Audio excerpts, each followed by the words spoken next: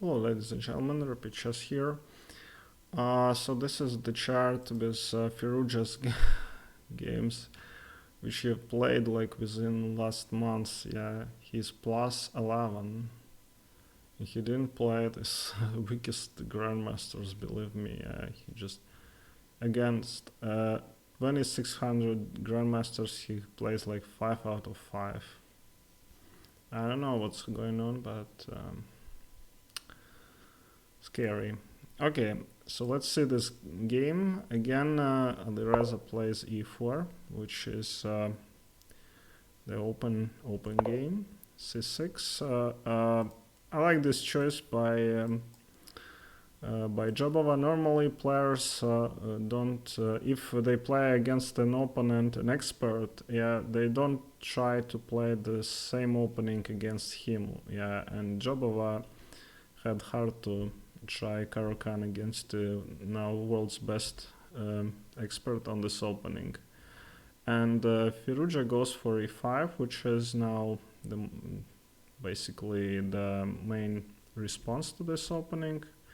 Knight f3, so it's more common to play h4, g4, and then kind of get a lot of space on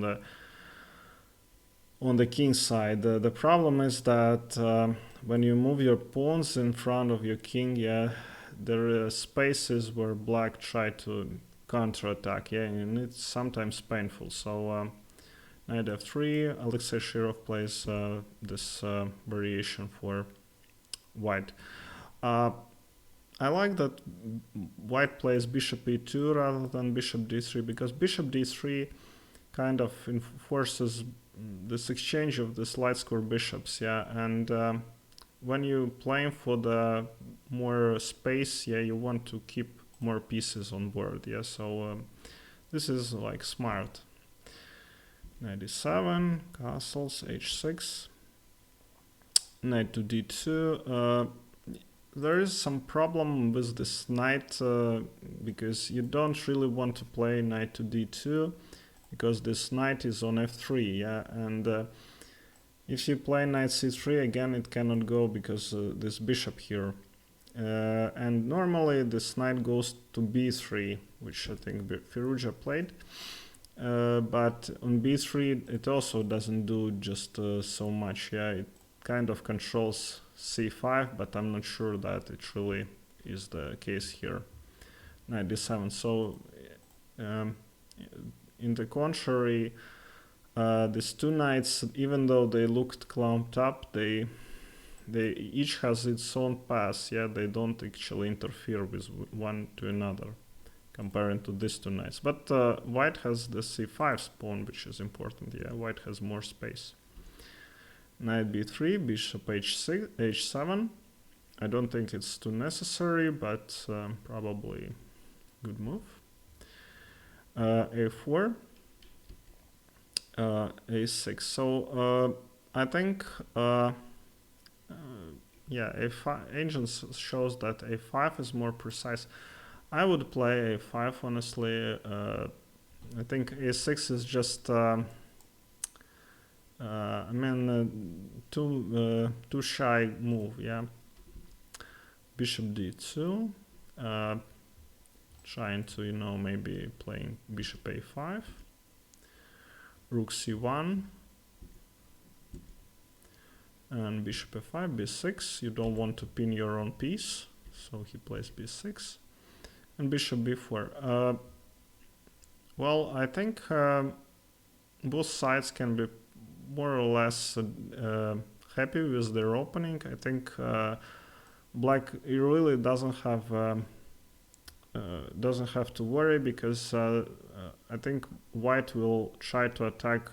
White doesn't have the attack on the king, so and these pawns are just not, you cannot call them really weaknesses. Bishop a6, the knight c8, so they exchange the pieces. Again, one piece is exchanged, but still white has more space, yeah, and these grandmasters, we don't really, the amateurs understand this concept, yeah, but grandmasters really they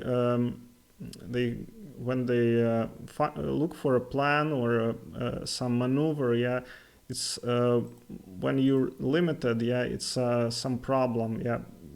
But on grandmaster level, it really matters, yeah.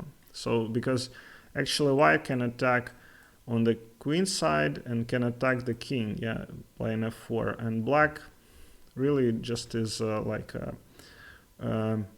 respondent person.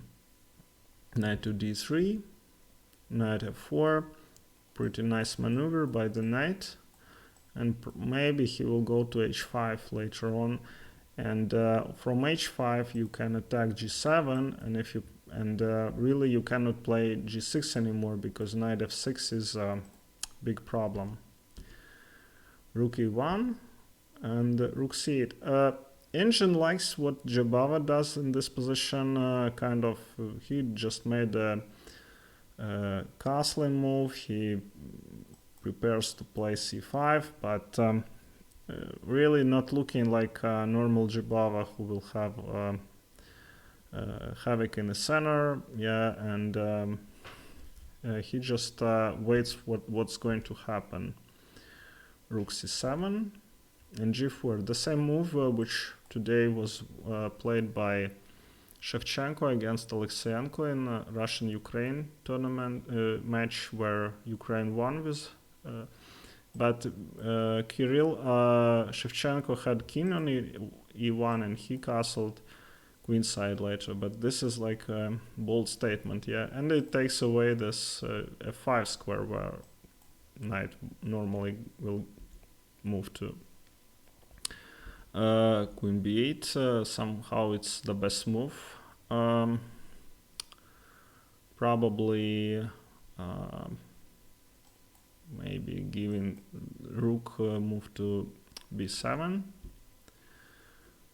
queen d8, but I don't like what Jobava did here. I think b5 could be a more normal way to play, yeah. I mean, you cannot really play like this defensive move when nothing really happens, yeah. You want to create some of your own play, but he played this king h8.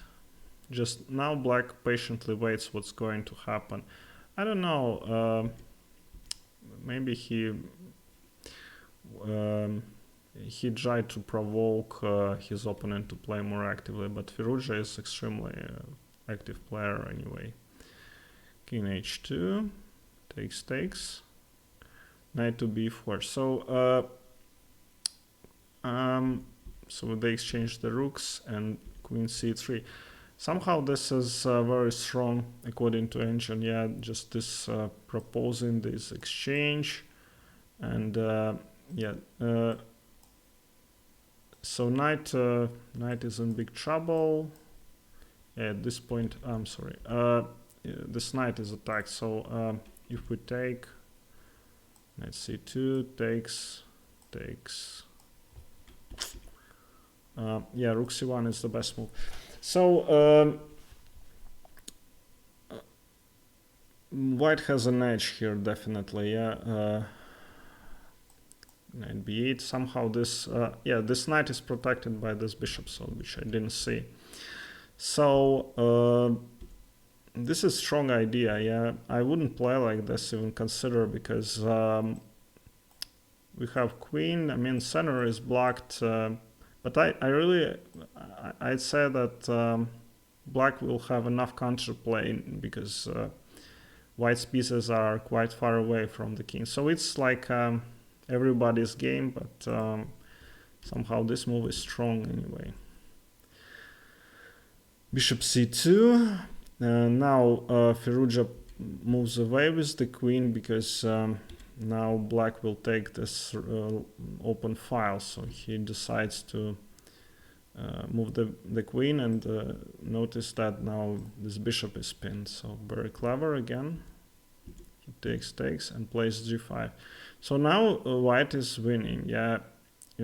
Somehow he just outplayed his opponent. I'm not saying that he's winning, but he has like plus 1.6.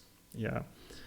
An engine says that it's a mistake before he shows that it's the engine line. So engine doesn't understand how Firouzja plays either. Queen takes g5. Check. And here starts the attack. Black is not in time to exchange the pieces. I mean, this is kind of blunder. Yeah. Takes Queen h4 and taking the rook with check. Black is not in time to exchange the pieces, and this rook is coming in somehow. These two knights are beautiful here. Every knight has his own path to attack the king. g6, rook g1. Engine says that queen h6 is better, but I think rook g1 is basically a normal move. Engine starts running with the king. I think I would play something like this. And Engine believes that after this move it's like a draw. But I'm not sure about this. Normally king cannot move. These knights start to move quicker, to move towards the king, yeah, and I don't see any counterplay for black, so rook g1, and obviously both players were in time trouble. h6, queen h4, of course nobody wants to exchange the queens in this position. Knight h5, with double pin on these two pieces. And this is a critical mistake according to Engine. Queen h8 somehow is better, yeah, but this is an absolute pin anyway. So he played queen to h6, which is just a little bit more active. And Firouzja found the only winning move, rook g4, with the idea that after he moves this knight, then his rook will join the attack. So if we cannot do anything. So we play here, queen f6, and the rook h4. Yeah, the queen moved, and now the rook comes into the attack. So very strong idea. Actually, Firouzja was lucky that he started this attack when he already had second time control, yeah, and he used all his time very precisely when he knew that he has a winning attack, and he found all the right moves. So very good. King goes to g8, and knight to g5. So one of the ideas is to take here actually, and to threaten some kind of bishop d1. So let me show you, like, to play I don't know, here, yeah, and Firouzja took, this is the winning sequence here, king g. Yes, if king f8, then queen hanging. So here, and to this Firouzja wins the rook, and he is in the endgame with an extra piece. So good job, Alireza. He won 5 out of 5 last 5 games, and we'll continue watching this. All right. Thank you very much for watching, and see you next time.